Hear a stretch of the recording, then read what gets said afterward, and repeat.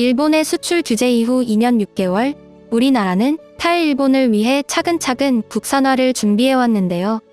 직접 규제 품목의 경우 불화수소 수입액이 66% 감소, UV 레지스트의 일본 의존도가 50% 이하로 감소, 불화폴리이미드는 대체 소재의 채택으로 일본으로부터의 수입이 대부분 없어졌다고 합니다.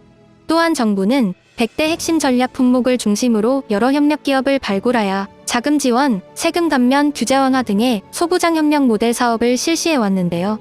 그 결과 100대 핵심 품목의 대일 의존도는 지난해 24.9%로 2019년 대비 6%가량 감소했다고 합니다. 여전히 진행 중인 프로젝트가 다수이지만 최근 좋은 소식이 하나 들려오고 있는데요. 지난 28일 문승욱 산업부 장관은 한 기업을 방문하여 수출 규제 대응의 성과를 확인했다고 합니다. 기업의 이름은 율촌화학. 최근 이 율촌화학이 전기차용 배터리 파우치를 국산화해내는데 성공했다고 하는데요. 전량을 일본 수입에 의존하던 터라 매우 고무적인 성과가 아닐 수 없습니다. 또한 생산 장비의 국산화 역시 성공하여 앞으로 연간 최대 1억 평방미터의 파우치 생산이 가능하다고 하는데요. 앞으로도 더 많은 의존율 감소가 있기를 바랍니다. 이 소식을 접한 일본의 네티즌들은 믿을 수 없다라며 현실을 강하게 부정하고 있는데요.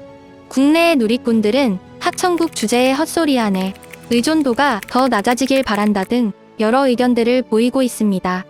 자, 그럼 지금부터 일본 네티즌들의 반응들을 함께 살펴보시죠. 말도 안 되는 주장이다. 믿을 수 없어. 일본 의존도는 전혀 변하지 않았을 것이다. 이제 일본은 끝났어. 급성장하고 있는 고객이 없어져 버린 셈이다. 스스로 성장할 힘이 다 떨어진 일본은 앞으로 어디에 기생해야 되려나? 이것을 일본에 흘려서 굳이 헤이트를 늘리는 이유를 모르겠다. 우리가 이런 뉴스를 보고 굉장하다고 칭찬이라도 할 줄 아는 건가? 얘네는 아직도 이런 걸로 선동하고 있네.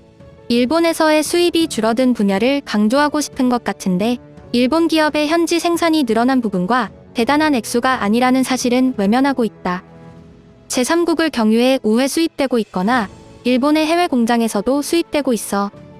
그렇다면 수출 규제를 해제하지 않아도 되겠죠? 일본은 오히려 규제를 더 확실히 해야 한다. 우크라이나가 침입당하고 자국이 미국과 동맹국들의 신뢰를 잃어 수출 규제가 된 것은 알고나 있는지 모르겠다. 머지않아 틀림없이 전 세계가 한국을 상대해주지 않게 될 겁니다. 한국은 일본에게도 주요 동맹국들에게도 버림받고 이제는 중국에게도 버림받고 있다. 정말이지 이 나라를 보고 있으면 신용과 신뢰성의 중요성을 몸소 느끼게 됩니다. 수출 규제가 아닌 관리입니다. 발표된 대일 의존도는 숨겨진 조작이 있습니다. 저들이 일본 기업이 현지에서 생산하는 소재를 국산으로 계산하고 있기 때문이죠.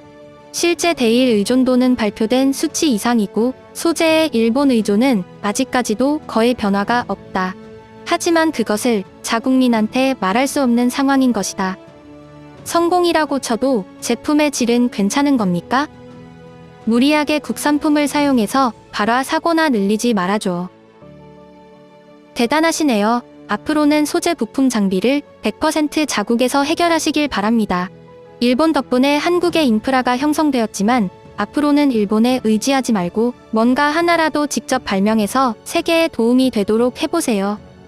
국산화와 제품화는 다르며 생산화도 상품화와 다르다. 상품화는 시장이 받아들이고 스펙이 확보되어 채산을 취할 수 있는 것이 전제가 되어야 합니다. 이제 일본은 점점 한국에 따라잡히고 있다. 매번 기세 좋게 국산화에 성공했다며 보도하지만 그 후에는 항상 아무것도 없었다. 핵심 기술이 없는데 성공할 수 있을 리가 있나. 국산화에 성공했다고 하지만 그 대부분이 우리 최첨단 기술의 누설 때문이라고 생각한다. 일본의 기술자들이 브로커를 통해 파격적인 대우로 한국 기업에 초빙되는 경우가 얼마나 많은가. 일본이 고용 조건을 재검토하지 않으면 이러한 경향은 더욱더 증가할 것이다.